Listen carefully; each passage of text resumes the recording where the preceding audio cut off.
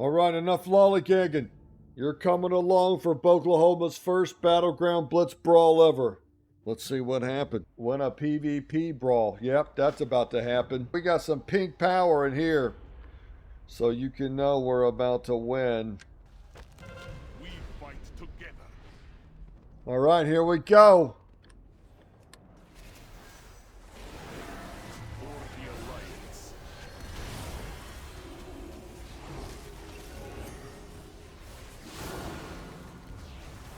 Get in here, get in the circle, guys.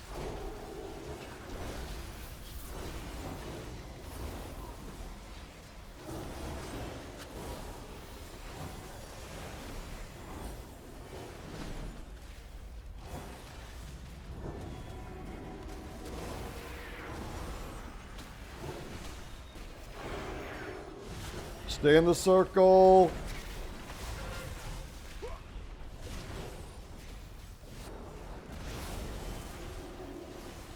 Hand of Divinity, and here comes the tears. Ah, that's bad. I should have got that guy up. Sorry, buddy. That's my bad. Nope, I'm going to cleanse you, Druid. Healer of mine. Nuke him! Nuke him! Nuke him! There we go. Good job, fellas. Take that off of you, big guy. You're doing great. No. Boom. See? And he's going to come out of that. Oh, he blocked out of that. Wow. Bro. Oh, that was really good. Popping your lock, Aura Mastery out. We're good, fellas. Oh, keeping myself up.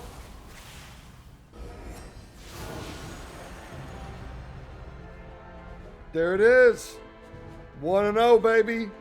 Before you head in there, let me coach you up on a few things just to expedite your understanding of what's going on. I'll leave this link in the description down below. Make sure that you read through this if you don't really understand what's going on, because it really helped me understand kind of the differences. Right away, you know, when people are taking an objective, that only takes 4 seconds. If they have to click on a flag or a node or whatever, they take it much faster. So priority to interrupt it, because you've got 4 seconds. You get 150% increased mount speed. So you're just going to be sailing around with your crew, hitting objectives that are available to be challenged. There's also power-ups you can get. My favorite one is this one right here that gives the 50% CDR to Boomkins, Hunters, and Rogues. That's been a lot of fun. Really enjoying that one. My team lost 3 of these in a row. We scored 0 points because people didn't realize what was going on. So for Eye of the Storm, you see there's an inactive node and an active node on each side. And then once the flag is capped, just like that, the node that was active will become inactive. And then this other one will become active in 3, 2, 1.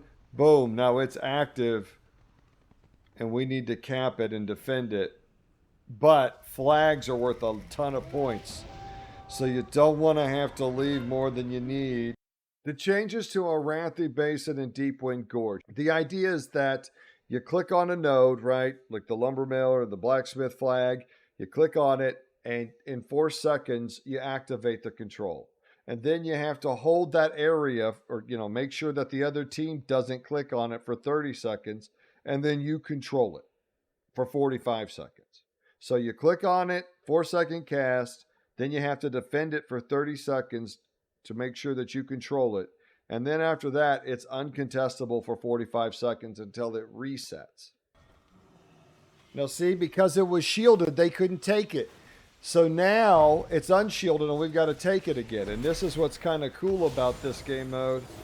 I think some people will like that and some people won't, but that's the thing. So when it's shielded, you can't take it. So you don't, once you take one, you'll see. And see, now we take it. And then what'll happen is, now you have to hold it for 30 seconds. Okay, so we hold it here for 30 seconds, just like we're holding that one. See, that one's shielded. And it's not able to be taken again until that shield goes off, which will happen when that timer goes red. and boom. Shield will go off, but they're going to get it. Now they can't take this one. See, Lumber Mill has 40 seconds before it can even be contested. So I can come out here and help my team now.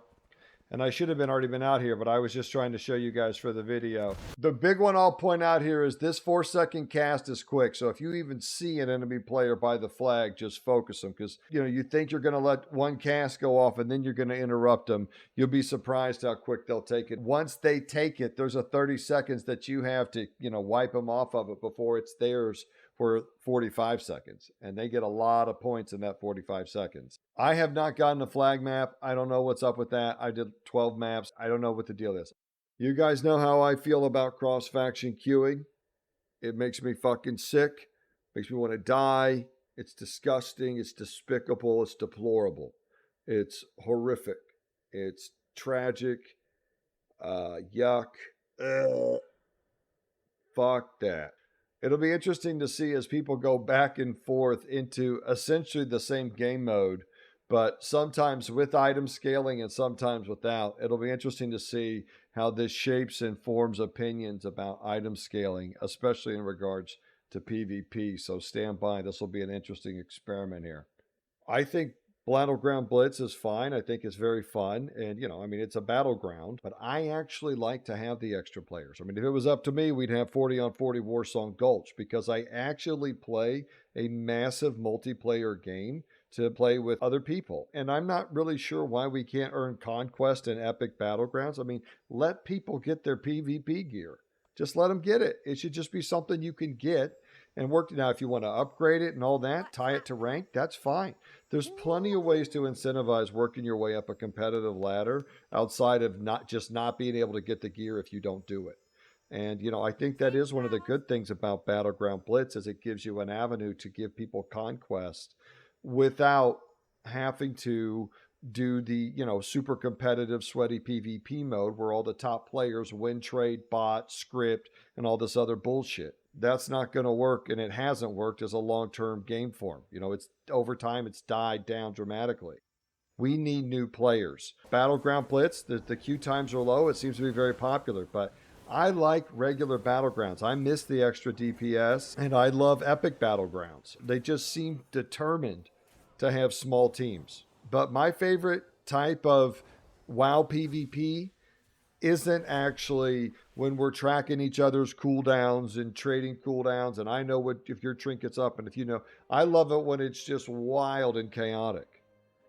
I don't want some game mode that's based on CD trading and balancing everyone to be able to compete.